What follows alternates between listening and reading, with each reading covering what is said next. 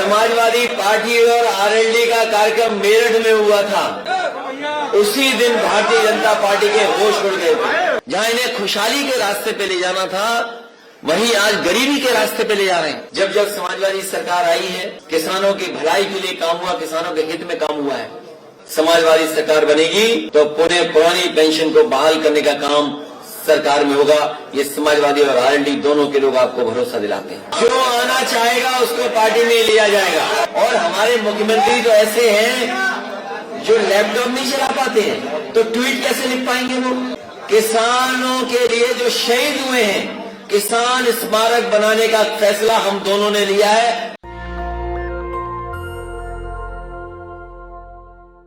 हम और जयंत चौधरी जी मिलकर के जो इस देश की हमारी पहचान रही है, गंगा जमुनी तहजीब, सदियों से हम लोग मिलकर के रहे हैं। जो नकारात्मक राजनीति करते हैं उसका सफाया करना है, जो निगेटिविटी की बात करते हैं, निगेटिव पॉलिटिक्स कर रहे हैं, उनको हम दोनों मिलकर के पॉजिटिव पॉलिटिक्स और सकारात्मक दिशा में ले जाने का काम करेंगे। भारतीय जनता पार्टी को जहां अपने वादे याद रखने चाहिए, ये भारतीय जनता पार्टी के वो लोग हैं जिन्होंने कहा कि किसानों की हम आय दोगुनी करेंगे। अगर आज की महंगाई में हम देखें तो जहां कमाई आधी हुई है, महंगाई दोगुनी हुई है, तो सोचिए कि किसानों के परिवार में खुशहाली कैसे आएगी।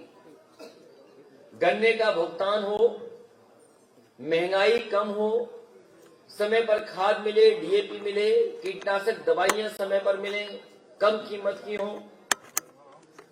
डीजल पेट्रोल की जिस तरीके से कीमत बढ़ी है और जिस तरीके से भारतीय जनता पार्टी के गलत फैसलों से गरीबी बढ़ी है, अगर हम उन्हीं का दावा माने, उन्हीं के आंकड़े माने, तो वो कहते हैं कि 80 करोड़ लोगों को हम राशन दे रहे हैं।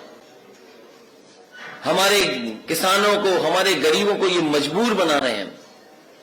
जहां इन्हें खुशहाली के रास्ते पे ले जाना था, वहीं आज गरीबी के रास्ते पे ले जा रहे हैं।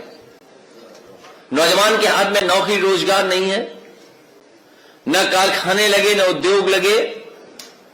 और जिस समय सरकार की सबसे ज्यादा मदद की जरूरत थी, याद कीजिए वो लॉकडाउन का समय, जिस समय सरकार आगे आती, मदद करती मजदूर भाइयों की, इस सरकार ने मजदूर भाइयों को अनाज छोड़ दिया। वो यहीं से पैदल पैदल अपने घर पहुंचे, बड़ी संख्या में लोगों की जान भी गई। और फिर जब कोरोना का समय आया, मेरठ के पत्रकार और मेरठ की जनता से बेहतर कौन जानता होगा, न सरकार दवाई दे पाई, न बिस्तर दे पाई। ऑक्सीजन के लिए जो मारामारी हुई, गरीब को लगा कि रेमडेसिविर जैसा इंजेक्शन उसके परिवार की जान बचा सकता है, दवाइयों की कालाबाजारी हुई। और जिस सरकार को मदद करनी चाहिए थी, वो सरकार दिखाई नहीं दी, सरकार कहीं थी नहीं। इसलिए समाजवादी पार्टी ने तय किया है, आने वाले समय में गन्ना किसानों का क्षेत्र है। जब जब समाजवादी सरकार आई है, किसानों की भलाई के लिए काम हुआ, किसानों के हित में काम हुआ है। समाजवादी पार्टी और आरएलडी ने तय किया है कि किसानों का 15 दिन में भुगतान होगा गन्ने का। और चाहे हमें अलग से कॉर्पस फंड या फार्मर्स रिवॉल्विंग फंड को बनाना पड़ेगा तो बनाएंगे। किसानों को किसी भी चीनी मिल के सामने धरने पर और सरकार के सामने धरने पर नहीं बैठना पड़ेगा।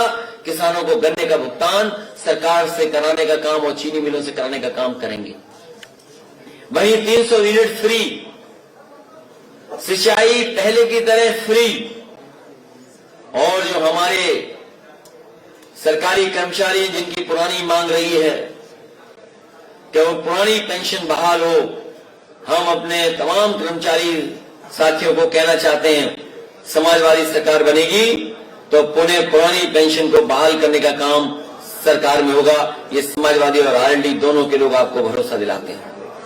इसलिए हम दोनों साथ आए, गठबंधन के हमारे साथ प्रत्याशी हैं। मैं एक बार सभी प्रत्याशियों के लिए आपके माध्यम से मेरठ की जनता से अपील करता हूं कि इन सभी को ऐतिहासिक जीत दिलाइए। ऐतिहासिक जीत दिला करके उत्तर प्रदेश को पुनः विकास के रास्ते पर ले जाने का काम करें, पुनः खुशहाली के रास्ते पर ले जाने का काम करें। इस सरकार ने हर वर्ग के साथ धोखा किया है। इसलिए सबसे पहले सरकार में रहे पूर्व मंत्री शायद मंजूर जी की मदद करें। रफीक अंसारी हैं, अतुल प्रधान हैं, योगेश वर्मा हैं, गुलाम मोहम्मद साहब हैं, मनीषा अहलावत जी हैं, आदिल चौधरी जी हैं। मुझे पूरी उम्मीद है कि आपके माध्यम से मैं मेरठ की जनता से अपील करता हूं कि एक एक प्रत्याशी को ऐतिहासिक वोट देकर के ऐतिहासिक जीत दिलाने का काम करें। साथ ही साथ समाजवादी पार्टी के राजपाल सिंह जिलाध्यक्ष जी का धन्यवाद, मतलू गौर जी जो राष्ट्रीय लोकदल के अध्यक्ष हैं, मैं उनका भी धन्यवाद देता हूं। जो इस कार्यक्रम में लगातार कार्यक्रम को सफल बनाने का काम किया, उनका धन्यवाद। और सबसे विशेष आभार मैं प्रेस के लोगों का देना चाहता हूं कि इतनी विलंब से मैं आपके बीच में पहुंचा हूं, उसके बावजूद भी आप बड़ी संख्या में हैं। आपका बहुत बहुत धन्यवाद। और असली हकदार कोई अगर आज है आभार का, तो आप लोग हैं। हम दोनों लोग फ्री। एक मिनट हम पूछते रहिए एक मिनट पूछिए, हम लोग जान ही रहे। अच्छा, हम लोग नहीं जा रहे हैं। अगर आप एक एक सवाल पूछोगे तो हम दोनों लोग मिलकर के जवाब देंगे आपको।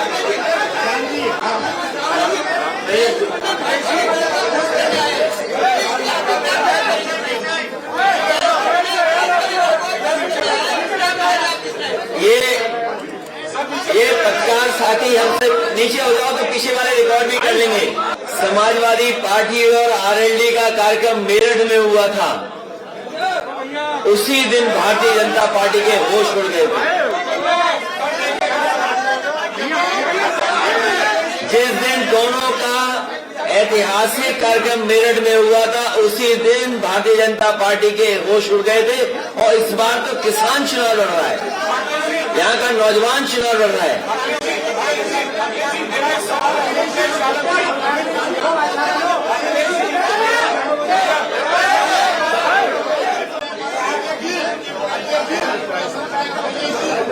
भारतीय जनता पार्टी के बड़े बड़े नेता आएंगे, उनको जैसे जैसे हार सताएगी, बड़े बड़े नेता आएंगे और साथ ही साथ में वो मुद्दे भी बदलेंगे। इसलिए हमारी समाजवादी पार्टी और राष्ट्रीय लोकदल का वही बुनियादी मुद्दे हैं कि किसान के हित में फैसले हों, नौजवान को रोजगार मिले, उद्योग कारखाने लगे, महंगाई कम हो, बिजली सस्ती हो।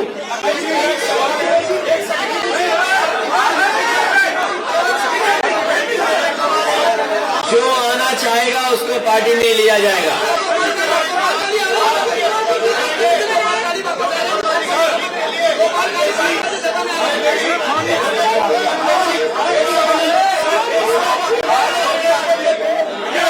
अरे बड़ा महत्वपूर्ण सवाल पूछ रहे हैं।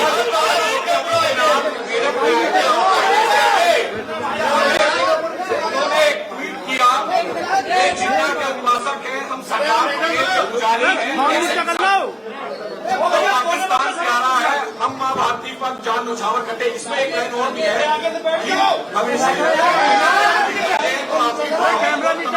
पार्टी कहते हैं। दोनों सवाल का जवाब चाहिए। ये जो लोग,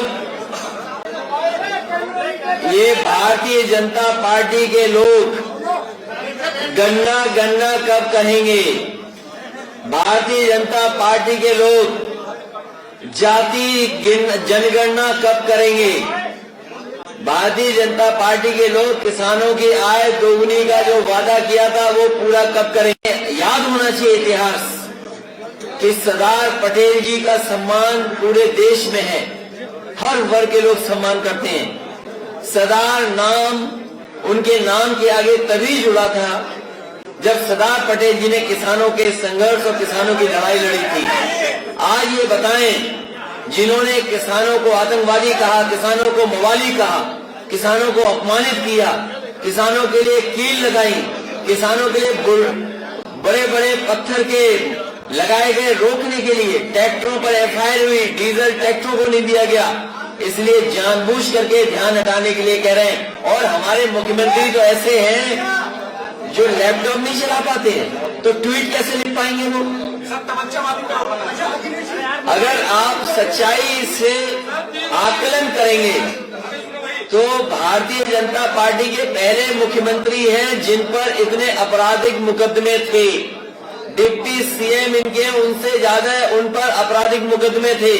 जिन पर ऐसे मुकदमे होंगे वो तमंचेबाज होंगे कि जिन पर एक भी मुकदमा नहीं होगा वो तमंचेबाज होंगे।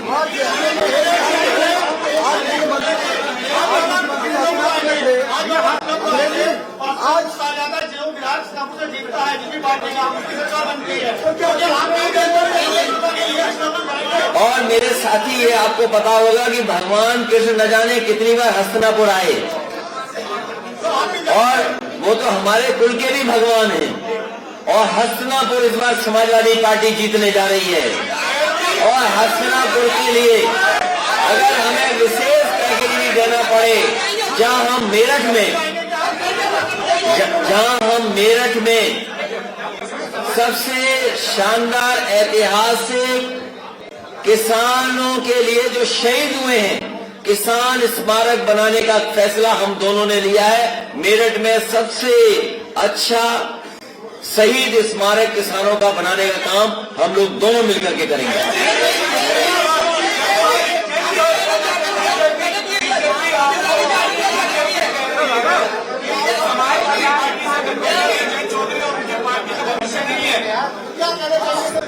जैन जी बताएंगे। देखिए, बीजेपी वाले आपको बताना चाहते हैं कि आप खा सकते हो, क्या पहन सकते हो, आम नागरिक हो कि नहीं, आपका अधिकार क्या है। नौजवान जाता है नौकरी मांगने, उन पर लटवाए जाते हैं। किसानों को कुचला जाता है।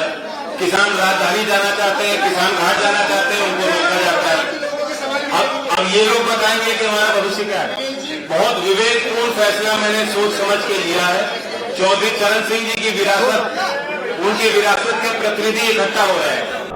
अगर आप विभाग में और आपको सरकार भी जानते होंगे, पुलिस की सहूलियत के लिए दुनिया की जिस तरह बेहतरीन व्यवस्था है, समाजवादी पार्टी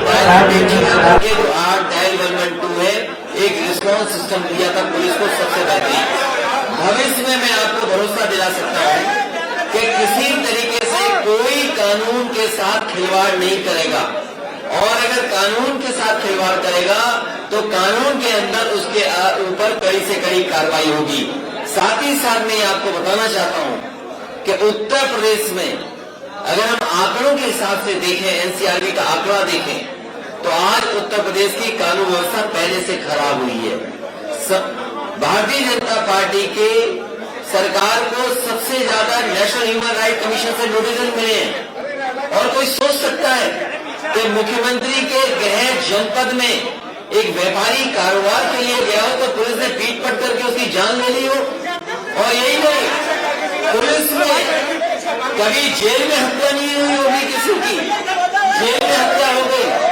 और मैं आपको कहना चाहता हूं और हमारे पत्रकार साथियों को कहना चाहता हूं कि कोई भी मुख्यमंत्री जेल में 3 घंटे नहीं रहा होगा। ये पहले उत्तर प्रदेश के मुख्यमंत्री हैं जिनके ऊपर न जाने कितने मुकदमे हैं, और किससे मिलने के लिए 3 घंटे जेल में रहे थे, किसके साथ चाय पी थी, किसके साथ बिस्किट खाए थे। कम से कम जो तमंचावादी बोल रहे हैं उन्हें इसका जवाब देना चाहिए कि 3 घंटे किस माफिया के साथ उन्होंने जेल में चाय और नाश्ता किया था।